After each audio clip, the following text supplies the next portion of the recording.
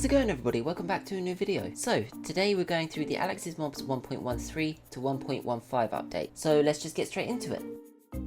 So the first update we're going through is the 1.13 update. So the first mob we're going to is the Froststalker. The Froststalker is a hostile mob that can be found in the Ice Spikes biome. They hunt in packs and are quick to overwhelm any mob or player by circling the prey, although their favourite mob to hunt is a Tusklin. When they are damaged, they can shed their icy skin and can damage anything in an area around them. They can regenerate their spikes, however, when they go into water. If you manage to kill a Froststalker, they have a rare chance to drop a Froststalker horn. This can be used with packed ice to create a Froststalker helmet that tricks Froststalkers into thinking you're one of them. Not only this, they'll protect anyone who wears it and can only be bred whilst this is worn with 2 pork chops. Once the Froststalker finds its way out of the cold biome of the icy spikes, it will begin to lose its icy spike on its back and weakness will be inflicted onto it until it returns to its natural habitat. It is said that they are a pain to fight when in the water, as their cold feet freezes the water beneath them and makes it easy for them to get the kill. The next mob we come to is the Tusklin. So the Tusklin is a hostile mob that will attack you if you get too close. However, if you feed it a brown mushroom, it will completely pacify and it will heal it. You can also try to ride one if you manage to put a saddle on it, and if you're brave enough, because they will not like it and will attempt to throw you off. You can ride the beast for a longer period if you manage to get your hands on a pig shoe, which can be obtained by trading with piglins and enchant it to gain abilities similar to boots. These creatures can be found in the cold biomes of the overworld. Tusklins can be bred with red mushrooms, and if you manage to kill one of the beasts, it will drop many pork chops on death. Next we have the Laviathan, which are completely passive. They can be found swimming in lava pools in the nether.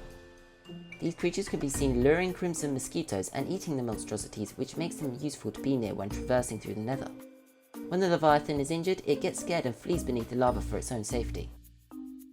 These beasts can't be tamed but can be ridden as long as you have a set of gear which consists of the straddle trim and the straddle saddle, which can be crafted with straddleite, saddles and string. When riding one of these, it can seat up to 4 players or mobs. If the beast touches water, they solidify into a stronger obsidian-like form, but they don't die. They can also be bred with crimson mosquito lava and healed with magma cream. The final mob added in this update is one that can be found in the end called the Cosmaw. This completely passive creature has a taste for cosmic cod, which can be created when cod is placed inside a capsid.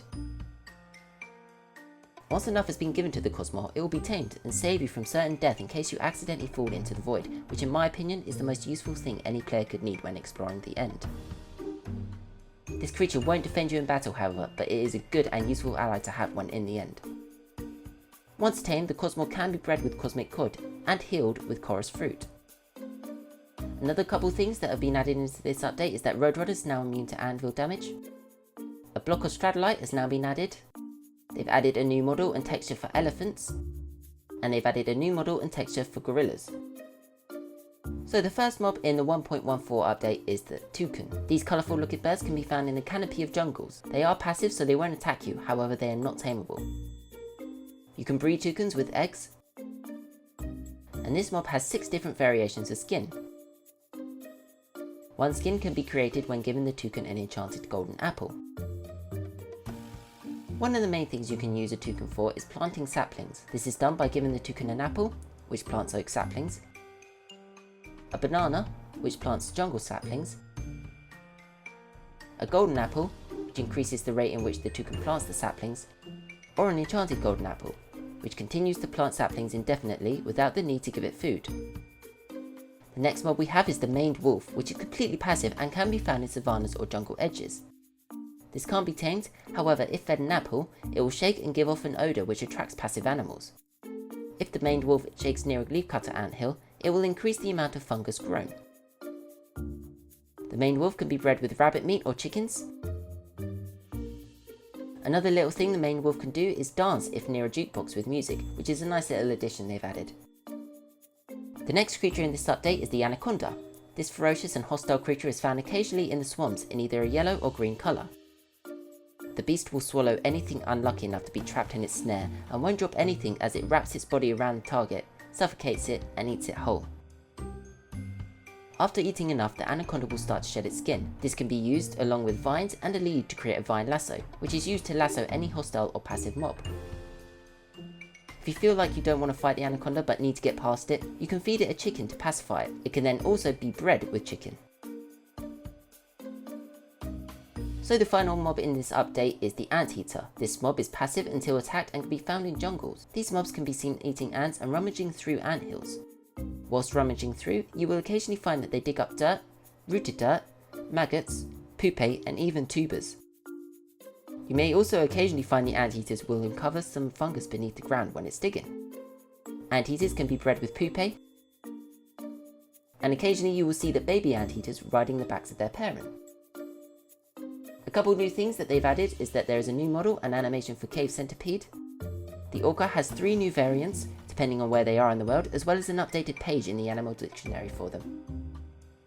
There are new textures for cachalot whales, and there are new model and textures for crocodile eggs. So moving on to the final update of 1.15 is the new mob called the Rocky Roller. This subterranean creature can be found in dripstone caves. You'll need to be quick when fighting one of these, as this hostile mob will roll towards you with its spiky shell. If the mob rolls into the wall, it can cause an earthquake and blocks the fall from the ceiling as well as shake your screen.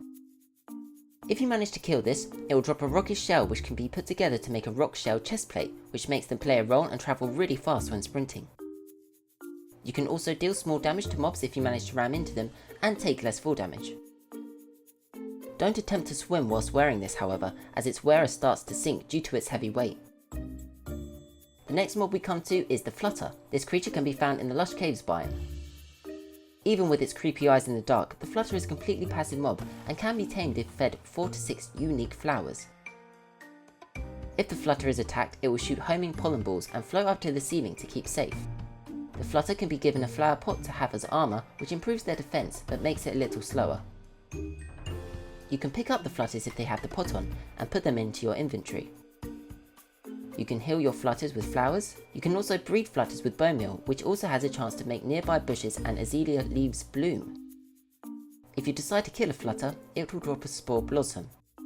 The final mob found in the 1.15 update is the Gelada Monkey. You can find the monkeys in packs and they occasionally fight with their leader, however it won't last very long and won't do too much damage, but otherwise they can be found grooming each other. If fed wheat, they will destroy all grass and fern in an area, which makes it much easier to clear land. They can also be bred with dead bushes. And another couple things added into this update, 2 new paintings have been added, and there are now 3 new variants of the Capuchin Monkey. So thank you all so much for watching, I really hope you enjoyed. Sorry that I've left you in the dark regarding the mod reviews. I'm now back and I'm going to keep doing some. Yeah, I'm going to try and keep on top of the Alex's mobs as well. However, they won't be coming out as quickly as they normally do when the new update comes out. So yeah, thank you all so much for watching, I really hope you enjoyed. If I did miss anything, leave a comment down below, and I'll catch you on the next video. Bye!